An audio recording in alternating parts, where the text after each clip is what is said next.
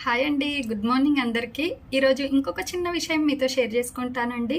ఈ జనరేషన్‌లో ఎప్పుడూ పక్క వాళ్ళతో లేదా పక్క ఫ్రెండ్స్‌తో కంపారిజన్ అనేది చేస్తూ ఉంటున్నాము.